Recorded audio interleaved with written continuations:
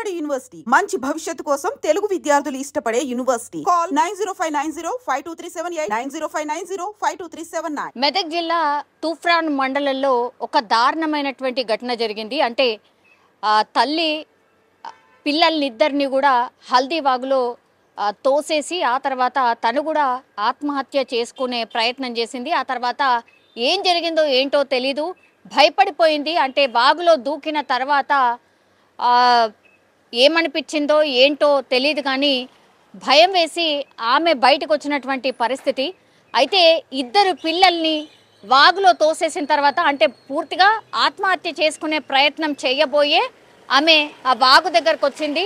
ఆ వాగులో ఇద్దరు పిల్లల్ని చిన్నారులను ఇద్దరిని కూడా తోసేసిన తర్వాత తాను కూడా ఆత్మహత్య చేసుకోవడానికి దూకిన తర్వాత భయం వేసి బయటకు వచ్చాను అని స్వయంగా తల్లే చెప్తోంది. అవి ఏవైనా కావచ్చు, ఎంత పెద్ద ప్రాబ్లం అయినా కావచ్చు, బతికి సాధించాలి, కొంత ఓపికగా ఉండాలి, లైఫ్ అంటే ఫైట్ చేయాలి అని ఎన్నిసార్లు ఎన్ని ఇన్సిడెంట్స్ జరిగినప్పటికీ కూడా ఏమాత్రం మారట్లేదు, ఆలోచన విధానం కూడా మారట్లేదు. చనిపోవడం ఒక్కటే శరణ్యం అనుకుంటున్నారు. అట్లాగే ఈ మధ్య కాలంలో ఎన్ని అంటే అన్ని ఇన్సిడెంట్స్, పాపం అభం శుభం తెలియదు, అసలు లైఫ్ అంటే ఏందో కూడా చూడనటువంటి పిల్లల్ని అమ్మ పిలిచింది కదా అని అమ్మతో పాటు ఎటు రమ్మంటే అటు వెళ్ళిపోతుంటారు అమాయకంగా. మొత్తం సర్వం అమ్మే అన్నట్టుగా బతికే పిల్లల్ని ఇంత దారుణంగా చంపే అంత పరిస్థితి అసలు ఎందుకు వస్తుంది? ఎందుకు ఇట్లా చేస్తున్నారు?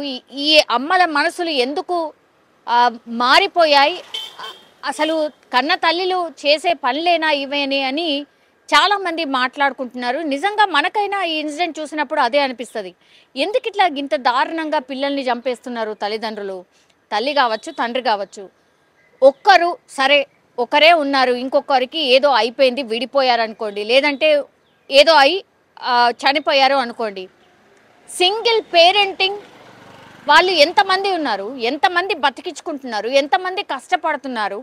ఎందుకని ఇప్పుడు ఈ జనరేషన్ వాళ్ళు ఎందుకు చేయలేకపోతున్నారు? ఇది అతిపెద్ద ప్రశ్నగా మారిపోయింది. ఎందుకని ఫైట్ చేయలేకపోతున్నారు? అత్యంత దారుణంగా కిరాతకంగా పిల్లల్ని చంపుతున్నారు.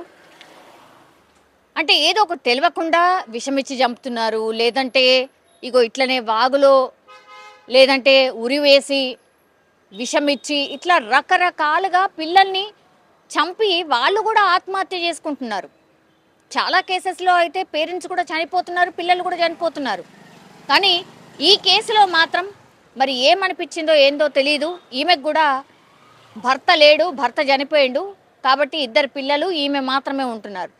ఏం ప్రాబ్లమ్స్ ఉన్నాయో ఏంటో, మరి నిజంగా ఫైనాన్షియల్ ప్రాబ్లమ్సా, లేకపోతే మెంటల్లీ ఆమెను హెరాస్ చేస్తున్నారా, లేకపోతే ఆమెకు ఎవరు సపోర్ట్ లేరా ఏంటో తెలియదు. కానీ దారుణంగా ఇట్లా పిల్లలైతే ఇప్పుడు తల్లి ఒకటి మిగిలింది.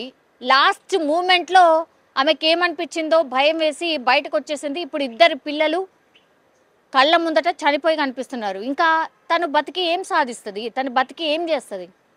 ఇప్పుడు ఎవరికి ఏం చెప్పినా ఎవరు తీర్చగలుగుతారు?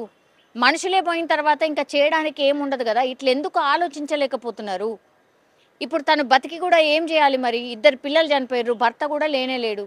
ఉన్న ప్రాబ్లమ్స్ అన్నిటి వల్ల నేను చనిపోదామని అనుకున్నారు, పిల్లల్ని చంపినరు, ఆ తర్వాత మీరు మిగిలిపోయారు. ఇప్పుడు తను ఏం చేయాలి? ఇప్పుడు ఆ ఘటనలో తల్లి లోపల దూకిన తర్వాత చుట్టుపక్కల ఉన్న వాళ్ళందరూ కూడా వచ్చి ఆ ఇద్దరు పిల్లల్ని కాపాడినటువంటి సిచ్యువేషన్. ఈమె కూడా ఆల్మోస్ట్ ఇక మునిగిపోయే సిచ్యువేషన్లోనే మరి ఆమె బయటకు వచ్చిందా, లేకపోతే బయట చూసిన వాళ్ళు బయటకి లాగారా తెలియదు. కానీ ఇప్పుడైతే తల్లి బతికింది, ఇద్దరు పిల్లలు చనిపోయినరు. ఇప్పుడు మొత్తం ఈమె లైఫే ఆగమాగం అయిపోయిన పరిస్థితి. దయచేసి ఇట్లాంటివి మాత్రం చేయకండి, ఫైట్ చేయండి. లైఫ్ అంటే దేవుడిచ్చిన ఒక్కసారి లైఫ్ టైంలో నువ్వేంటో నిరూపించుకో అని మనకు ఒక ఛాన్స్ ఇస్తూ ఉంటాడు. అట్లాంటిది అర్థాంతరంగా తనువు చాలించడంలో అసలు మీనింగ్ లేదు. ఇప్పుడు ఎటు కాకుండా అయిపోయినరు. ఇట్లాంటివి ఎన్నో కోకొల్లలు. కాబట్టి క్షణికావేశంలో ఏ నిర్ణయాలు తీసుకోకండి.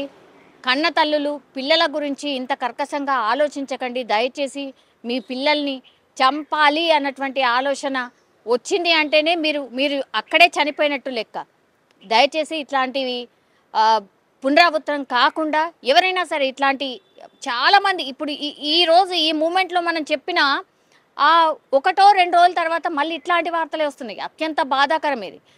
అందుకే దయచేసి ఆలోచించండి, చాలా కూల్గా ఆలోచించండి. ఇట్లాంటి వాటికైతే పాల్పడకండి.